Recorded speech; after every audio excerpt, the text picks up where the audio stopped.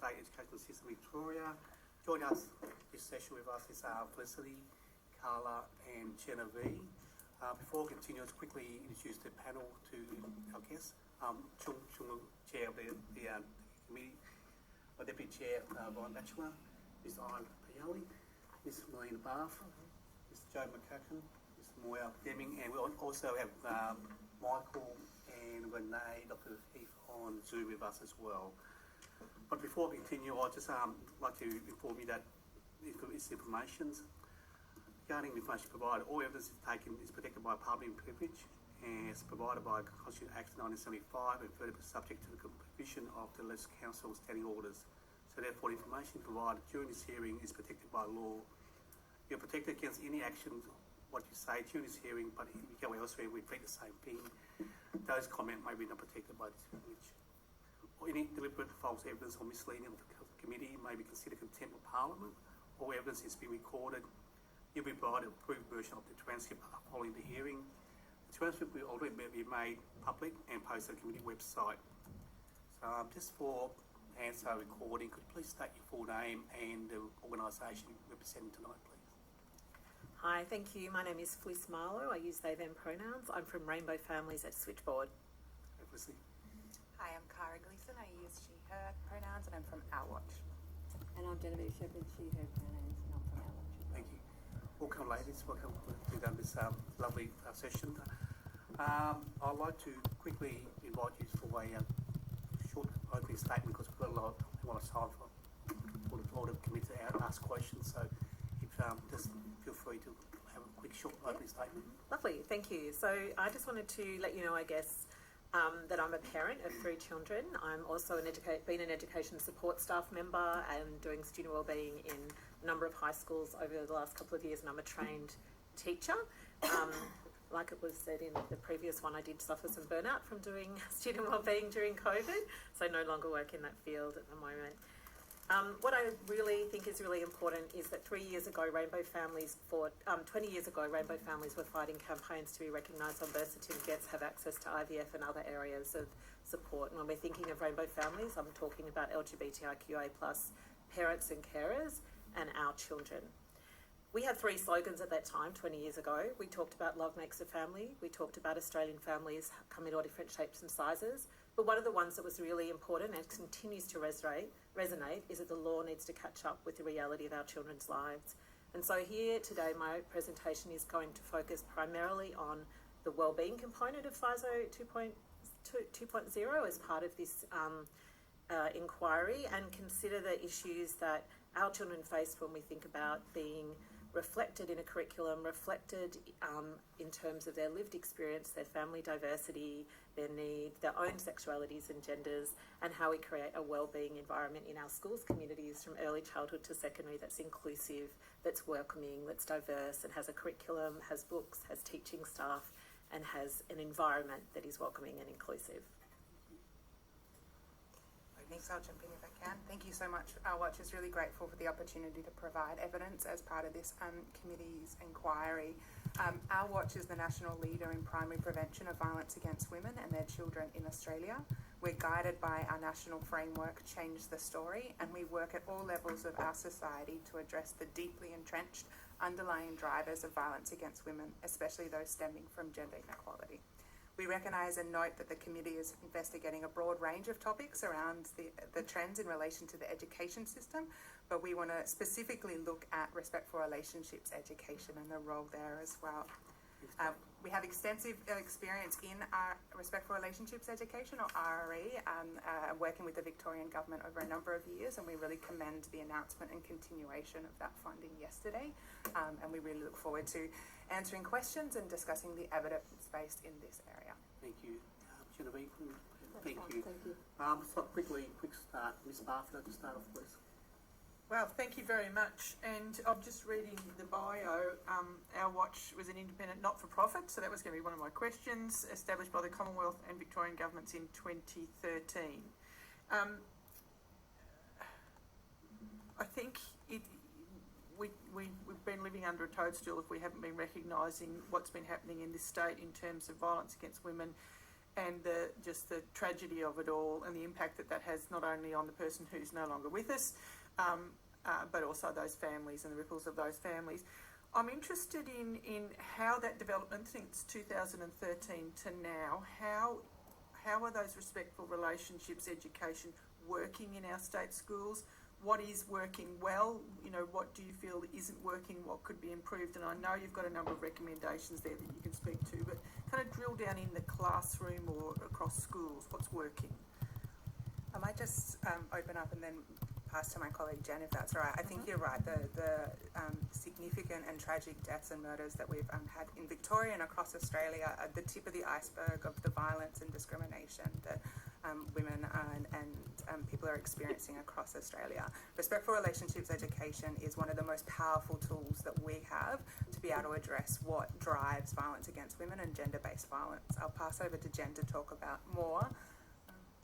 So our watch led in partnership with the Victorian Government a pilot in 2014-2015 into this work in secondary schools. We then led a pilot in primary schools doing respectful relationships education in Queensland and Victoria. From then we had the Royal Commission into Family Violence in Victoria, and again we commend the Victorian Government in picking up all of those recommendations, one of those being mandating the teaching of respectful relationships education in Victoria. So Victoria is leading the country nationally in this work, and what that means is that Victoria, one of the biggest enabling factors in Victoria was the policy platform, so mandating of respectful relationships education, and then the development of a respectful relationships or primary prevention workforce. So that looks like 34 professionals working across Victoria supporting schools, every single school. There's 1,950 currently working in this space at the moment to implement a whole school approach.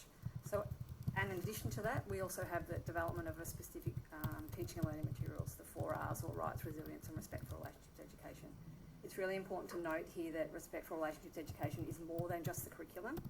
It is a whole of school approach, so it looks at the ecosystem of the school. So yes, we can teach those things to our young people about gender equality, respect, inclusion, but we need to role model that within the education system. So what does that look like at our policy level? What does that look like for our leaders? What does leadership look like? What does that mean for the language we use across the school? What does that mean for how we engage parents and how we support those who have experienced violence? So I would say in Victoria, what is working well, again, is the continued commitment since 2016-2017 budget to now, or an investment of over, we're at about now, with yesterday's investment, $120 million in respectful relationships education in Victoria. So that investment is significant and is enabling the work to happen. One of the challenges, which I think the union spoke to earlier, is teacher burnout. This is a lot of work, is to understand what respectful relationships is and how we address that within our school culture. So the work that we do there, that workforce enables the schools to do that work, to be able to take it and embed it within the school system. So one of the things we need to be thinking about there is how do we support those teachers to not just teach the specific curriculum, but what does gender equality look like in maths? What does gender equality look like in science? How do I teach when I'm reading a book?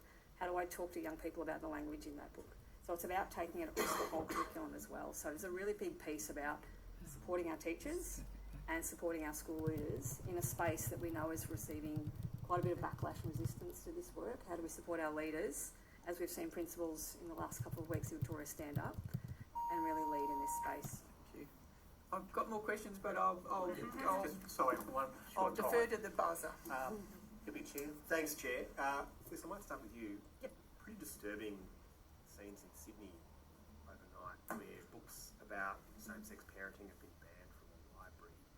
Clearly the progress we hope we're making isn't universal. I was wondering if you had, for the benefit of this inquiry, perspectives for us on why it's important that children from same-sex families are supported in our schools, and what happens to those students and for those students when they're made to feel that their families are being singled out for attack. Thank you. Yes, people may not be aware that Cumberland Council voted to remove books depicting same-sex parents from their region's libraries last week, and it's been widely reported in the Guardian, the ABC and online that has occurred, and getting quite a bit of backlash from New South Wales political class and others. I think it's really important because a distressed child, a child that does not see themselves reflected and included in their school environment, in their school curriculum, cannot learn. an emotionally dysregulated child who can't focus, who is upset, who fears being bullied or harassed in their class or their playground, they cannot learn. And when young people can't learn, they can't achieve and they can't thrive and be the best they can in their school environment. They have 13 years of school education. If we start at a primary setting level and they don't see books in the library representing them, they don't see days celebrated that talk about the diversity of Australian families, and that is what we are talking about when we think about LGBTIQI plus children and their families. We're talking about children who were conceived through IVF, who may have been adopted, or where their families were created through surrogacy. We're talking about families that have 1, 2, 3 or more parents and carers that look after them, co-parents as well, who have always lived across 1, 2 or 3 homes. These children need to see their lives reflected. They hear. We have laws in every state and territory that allows queer and trans people to access fertility treatment and fertility preservation. We have laws that allow birth certificates to reflect who are the parents, not necessarily using the words mother or father, but who are the legal parents of these children. Yet we often see the school curriculum not reflecting the reality of these children's lives. Any child will tell you, when you can acknowledge and see yourself represented, it makes you feel like you're part of that group, part of that team. We do the same when we think about young people with disabilities. We do the same when we particularly think about race, religion, and of course the fabulous focus we have through our education system with our First Nations communities. So there is no reason not to also include issues, topics, debates, celebrations, posters, books that do depict diverse families, and those diverse families will also reflect rainbow families. And I think that's the really crucial part of any education system, is that it must accommodate for the lived experience of the community at that time. It can't be stuck back in the 80s or stuck back in the 50s. We need to move forward. It's 2024. And we also need to think, what are the impacts of a particular exclusion from a curriculum on the health and wellbeing of our children? And I know from my own experience, my 20 years worth of advocacy with rainbow families across Victoria and nationally, seeing yourself reflected and your family reflected makes a huge difference to young people's health and wellbeing. Thank you. Just briefly on for Genevieve O'Cara on respectful relationships. Obviously the program's been in place for a while now. What more do you think we need to do to improve the effectiveness, I suppose, of what the program is designed to try and achieve with understanding in our schools? I think we need to firstly give it time and support, and this is the first time that we've seen a continuation of resourcing and support at the scale that's happening in Victoria. It is internationally and world leading, and the evaluations that we have available, whether from the pilots that Jen spoke about or other research activities that have taken around the place, is saying that it is producing outcomes. It's in changing children's attitudes and their ideas and young people's attitudes and ideas, but it's also supporting teachers and having good outcomes for classroom as well. I think, so we need to continue doing that work. We also probably need to strengthen, and I understand that there has been an update underway for the teaching and learning curriculum, and we're really welcome for that to be rolled out. I do just also want to just support what Flick said as well.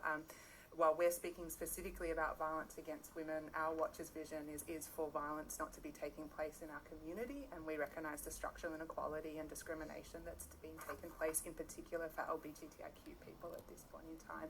We see respectful relationships as a good tool, just as Flick was talking about before, about schools being a good tool for every child to be able to see their family reflected and supported to learn. I think the other point on that is, and it's probably getting quite technical, but when we talk about that curriculum materials, there's 8 topics. 1 to 6 are social and emotional learning, and 7 to 8 are around gender and identity and positive gender relations. So what we know is happening a little bit in Victoria at the moment is there is a reluctance to engage in teaching around those particular topics. And that's because of what we're seeing in broader society, not necessarily the views of the teacher or the school leader, but there's a real fear, whether that be perceived or actual, of backlash from the community about this work within schools. So we have amazing leaders and teachers standing up and doing this work, but we've also got to then be supporting our teachers to have those conversations and to know that they feel that their work is grounded in evidence and that they'll be supported by the Department of Education. we know principals' inboxes are full with things from car parking to school classroom lists to all the big issues, but we also don't want to be adding to that load. So how do we support our teachers and leaders? And I think there's a real piece around principals as leaders of cultural change in this space and giving them the skills and knowledge to understand what that means as a leader in this space and how I support my staff to do it. I think there's opportunities for us to think upscale a little bit around this too, and thinking about the education union speaking earlier around initial teacher education. If this work can be embedded with our pre-service teachers, and it is something that is core business of what I learned, I'm a teacher previously, through my education degree, I come out as a teacher who already has an awareness and an understanding of gender equality, respect and inclusion and what that looks like in everyday practice. It becomes part of my core business. It's not something that we then need to be adding onto and adding onto a load. We're certainly not advocating for adding to teachers' loads. It's about supporting them, and we're doing this through the package of funding at the moment. But how do we support those teachers? How do we engage parents? And how do we really address that backlash and resistance and support schools to do this work really well? Thanks. Thank you, Chair. Thank you all for appearing before us today and for the work that you do. I might start with you, Fliss. Just to follow on from the previous line of questioning, just if you could name two things, and I'm sure there's many more than two, but what do you think the top two things that we could see change in our schools or improve in our schools that would, better make them more supportive and inclusive for LGBTQIA+ students, particularly trans and gender diverse students? Mm-hmm. Thanks for your question. Two things. All right. I'll just have to think for a moment. Narrow my list to two top of the list and work your way down if that works. Well, all the recommendations from Rainbow Families and Switchboard are on page 11 and 12, so you'll be able to see those specifically. I mean, I think absolutely enhancing and improving things within the health and PE curriculum, which is the respectful relationships curricula being included, as well as sexuality education that's inclusive, because we want all of our young people, LGBTIQA+ young people, particularly trans and gender diverse young people, but also young people who have come from families where there's been a myriad of ways that their family lives or created reflected in the curriculum. So it's no longer a taboo or a stigma to use IVF, to be adopted, or to have your family created through surrogacy, or to have two mums or a trans parent, for example. So I think consolidating those wins, I also acknowledge how great, and I've taught the RR curricula to students.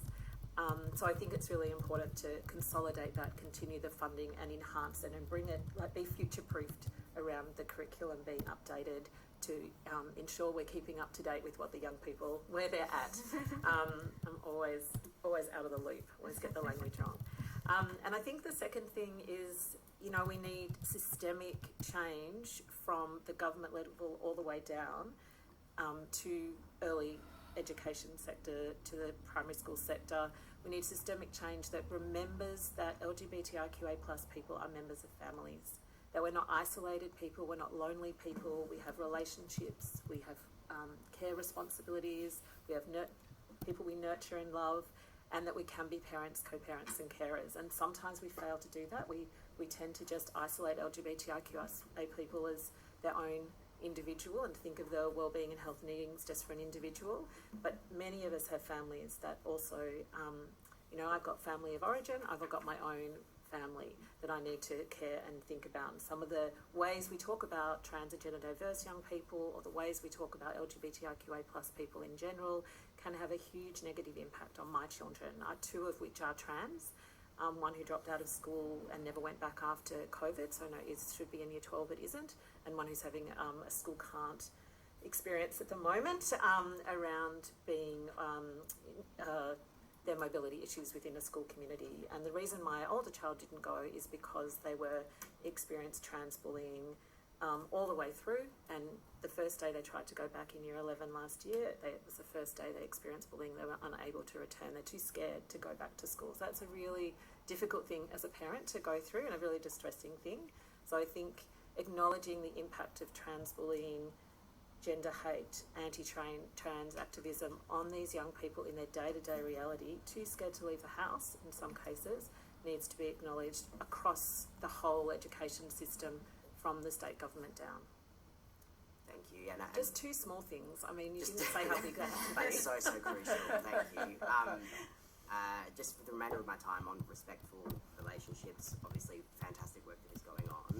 And, you know, speaking beyond the budget that was announced yesterday, what in the long term, in terms of resourcing, would you like to see for this program and this work going forward?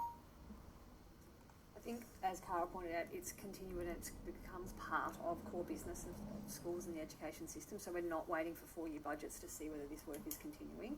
So we need RRE to be part of the education system. It's not something we wait for. When we think about the new FISO 2.0 and student wellbeing being lifted up to the same level as literacy and numeracy, how do we incorporate RRE in that? One of the challenges at the moment for schools is there is no home for RRE, as in where we teach that curriculum. So schools are amazing places and they find lots of opportunities to do this work. But at the moment they are trying, this sits in the student wellbeing, generally in primary school, in the student wellbeing space. In secondary school, often it sits with a HPE teacher, which is really quite problematic because that means that the HPE teacher is the only person who holds that knowledge and works with those students and might work with them once a week. So we're talking about maybe 12 sessions a year, maybe, if they're even doing that work. So the real piece, and building on what Fliss said, is about structural change. So we need respectful relationships education just to be core business of the education department. Thank you. Ms. Deming? Thank you.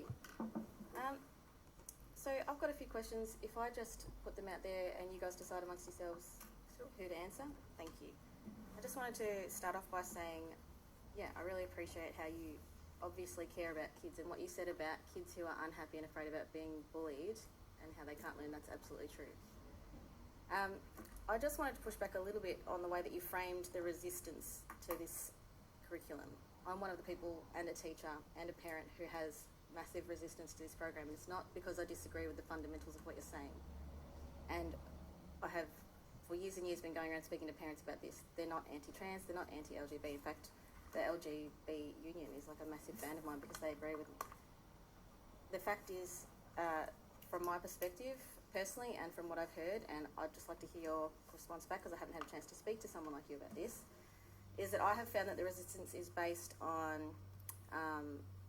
the disparity between parental expectations about what's going to be taught at what age and how, and parental consent, parental involvement, that's a big one. Age appropriateness, I find that's really out of step with my expectations as a teacher and a parent. When I look at the curriculums down lower, I'm very shocked. There are certain things that I don't want to be normalised in terms of other adults speaking to my children about, just because I want them to know that that's a discussion for basically their parents and a doctor or something like that. It's just extraordinarily young in my opinion, and I think a lot of people agree with me on that. I think what I wasn't expecting to see in the program was a lot of the erotic sexual content. I was not expecting to see that in all of the sex ed that I had done before. It wasn't so erotic. I didn't know why that was there. I thought it was inappropriate. I thought it was uncomfortable for my students in the classroom. Safeguarding policies, parents and teachers are worried about that for lesbians who feel that their sexuality is actually being erased by the idea of gender identity. And that's not based on hate, that's just how they feel.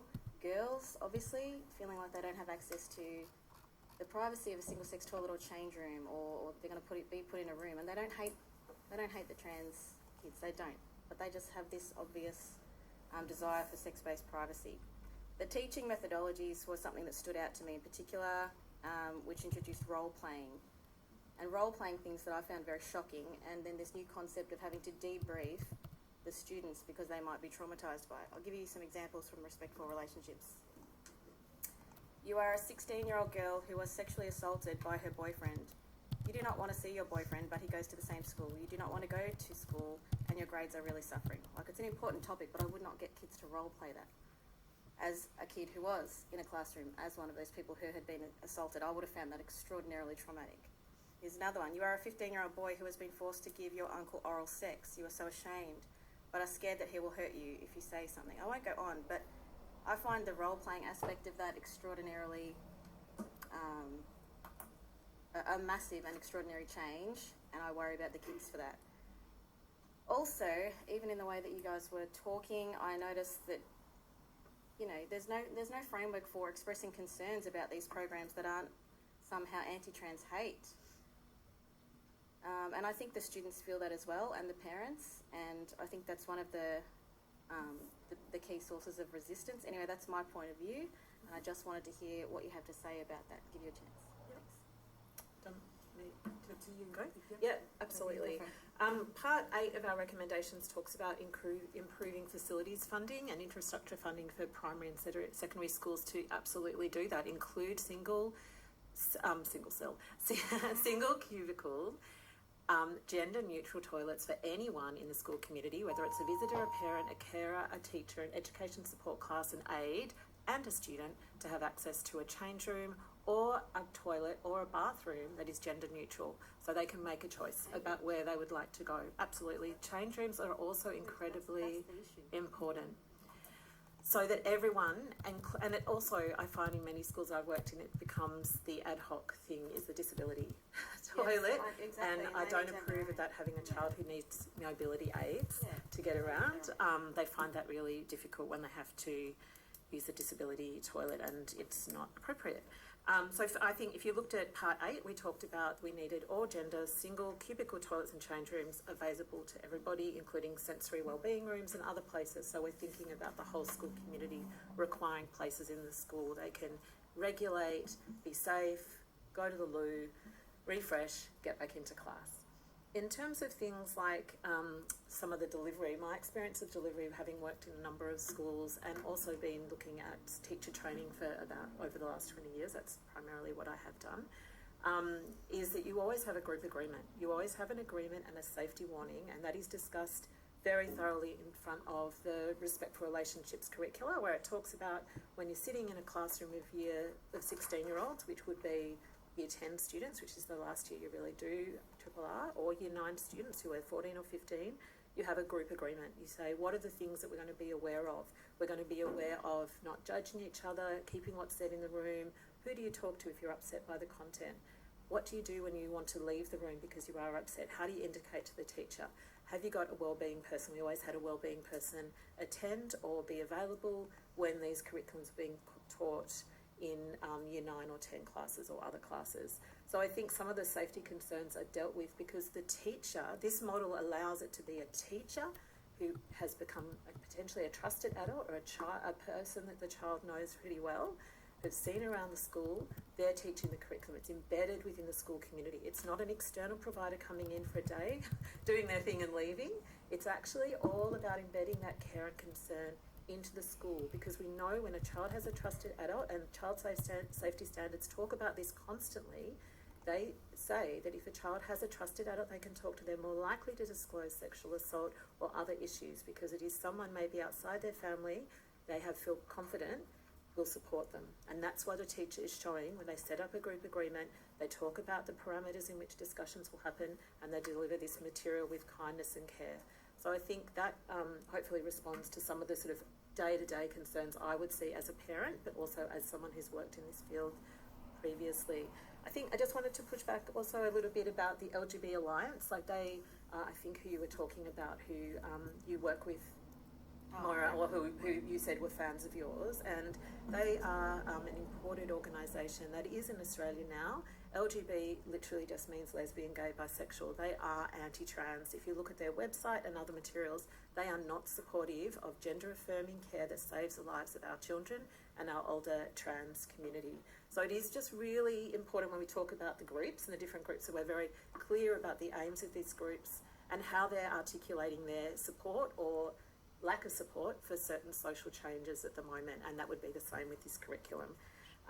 I think parental expectations are really important. I've sat on my primary school's education policy committee and student council. I think they're really important to get engaged in your kids' education, and I was the chair of the policy committee for 4 years. So I have a lot to do with the PAL, or the Policy Advisory Library, that all teachers and school staff could access, as well as families. And you can read there the expectations you would have on sexuality education, LGBTIQA+ support, complaints, which parents are welcome to do, and they've introduced in secondary school different levels of complaint systems post-COVID as well for parents and carers to make about the principal or about the school curriculum or anything like that. So there are already levers and opportunities for anyone with a complaint about a curriculum to put that in writing and have that addressed. And I think that's incredibly important to be able to do that.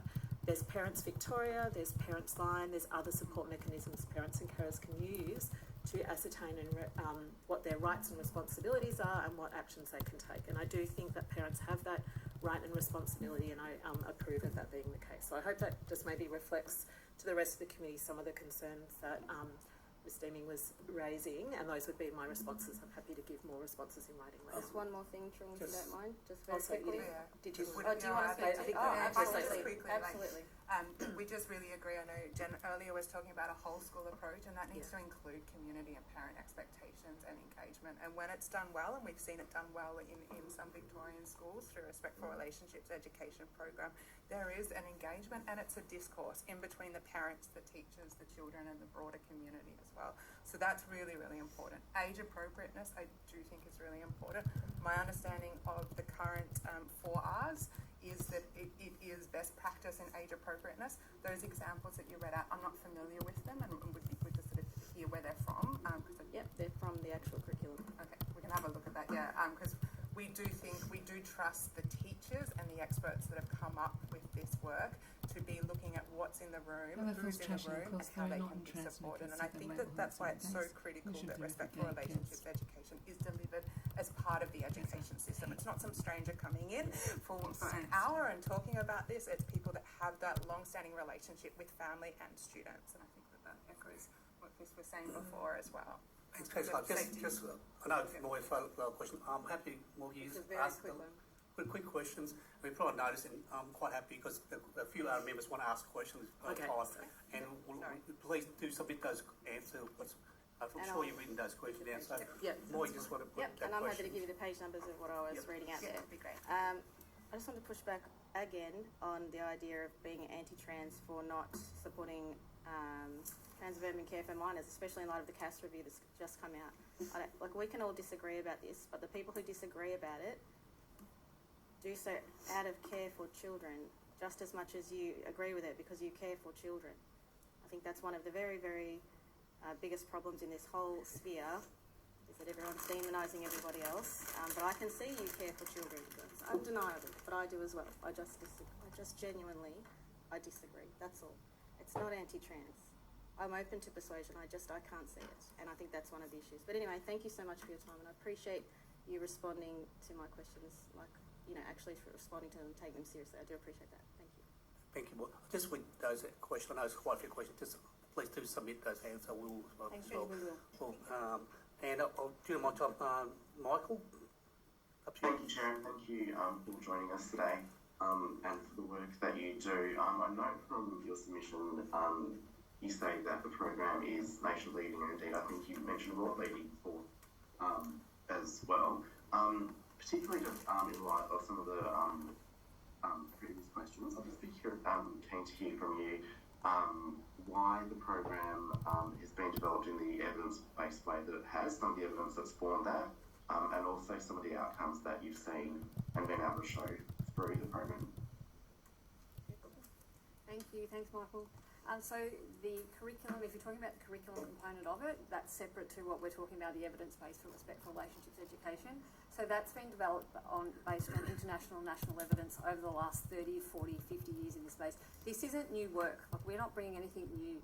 We're taking the evidence base that people have been working in Victoria, across the country, internationally, brought it together, and we know that this is how a whole of school approach is the best way for this to work, because it has to be reinforced within the culture we live in, it has to be reinforced in the community we live in, it has to be reinforced in the household we live in. So the evidence base for that is, I'm happy to send you a list, Michael, but it's about 4 pages long, and I'm happy to take that on notice and send that through to you and provide some of the evidence base back there for you, if that's useful.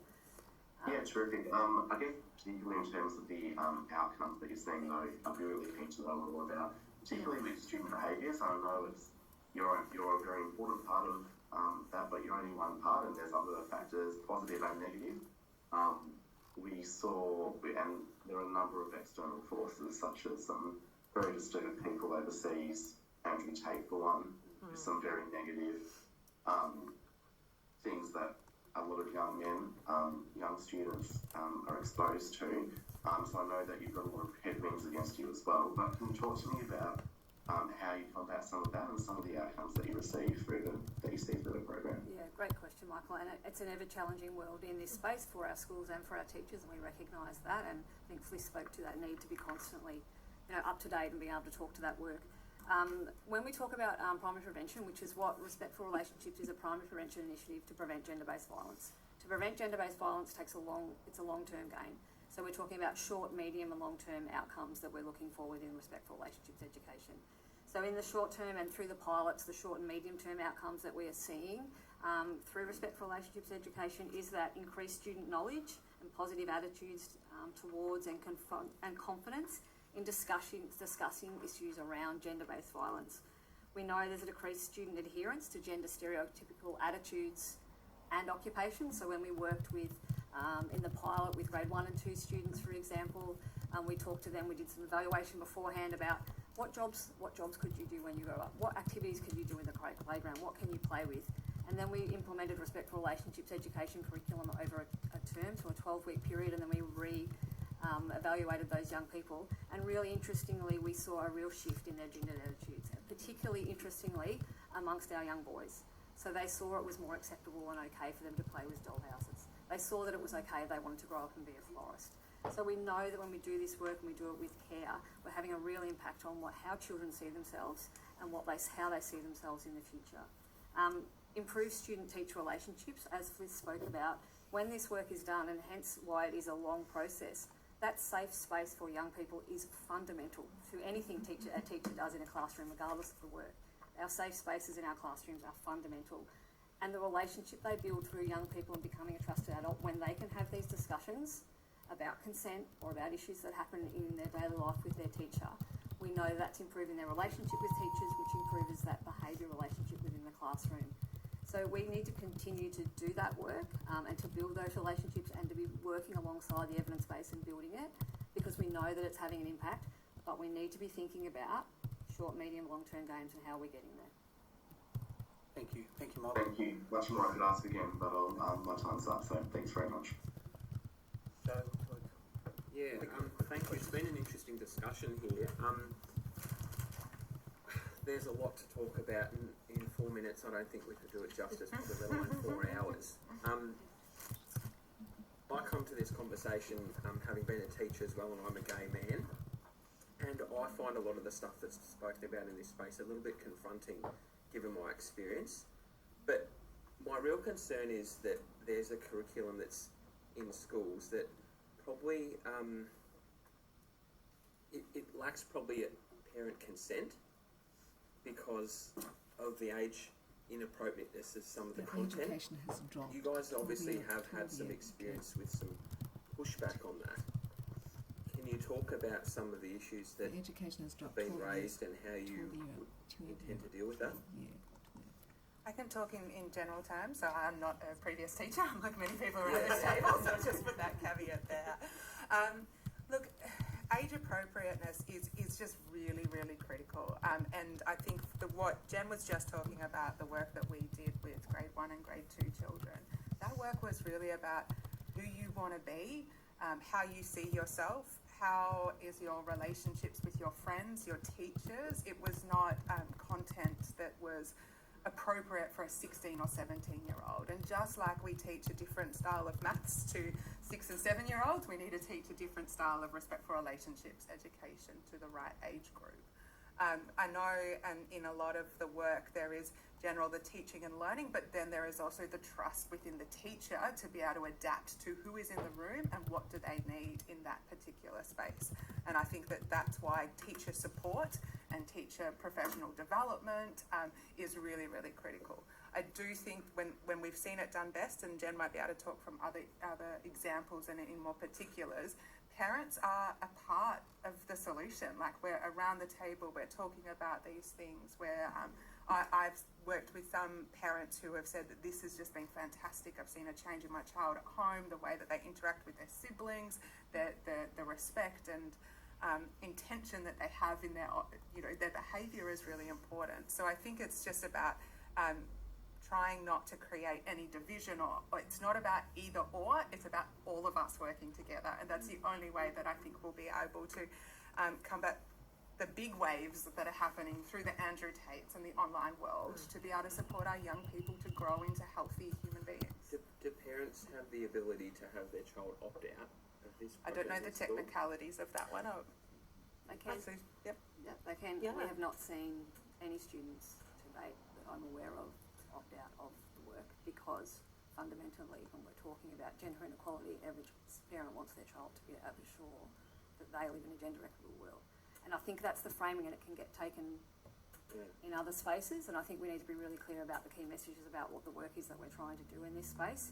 And I would push back on the age appropriateness. This curriculum is grounded in evidence, it's grounded in age appropriateness. It looks at all the national and international researchers, the authors from Melbourne University and Deakin University who have written this curriculum, and the soon to be newly released one, have worked for 30 to 40 years in this space. It is not something that has just simply been cooked up. When we're talking about working with young people, we might be talking about the topic is labels are for jails, not people.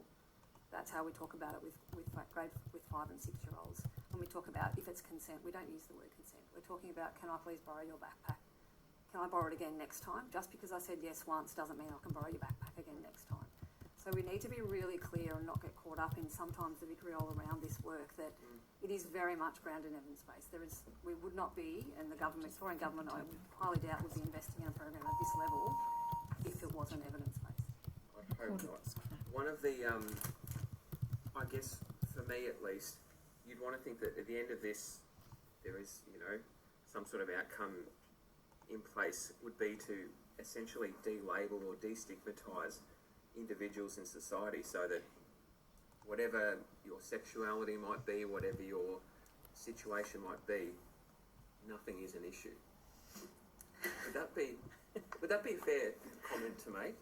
Because regardless of what your lifestyle is, regardless of whatever your personal circumstances are, every student has a right to learn, and those issues, the labels that we attach, shouldn't matter, shouldn't be stigmatised to a young person. Would that be something that you'd agree with? I agree with the sentiment, but I think it's the means of being able to get there.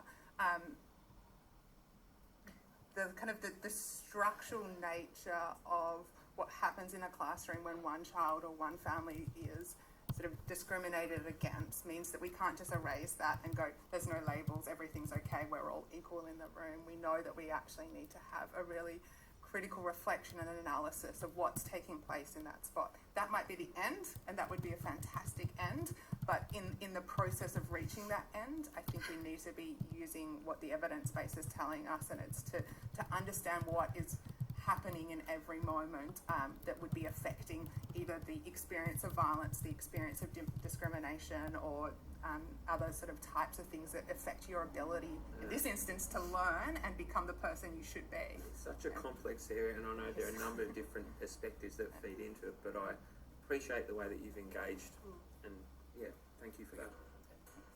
Thanks, Joe. Thanks, Lizzie, and thanks, Carla and Jennifer. I know we got way over time. It's a very important topic, so I want to extend a little bit. Now, I've got one more person on Renee. Do you have any question of Renee on Zoom? No? Okay. I've got one question which you just take a notice. I have to, because we're running out of time. I know you, Jennifer, you mentioned about running the program, the RRRR into both primary and secondary. Just going on from more, the content itself, is that open? Who decides the contents? Answer open to review like all curriculum are? That's my question, because as you mentioned here, there were pushback from parents to what kind of content's been delivered. So I was wondering who decided contents. Are they open for review by the education department, whatever, whoever does the board education? I see that's my question.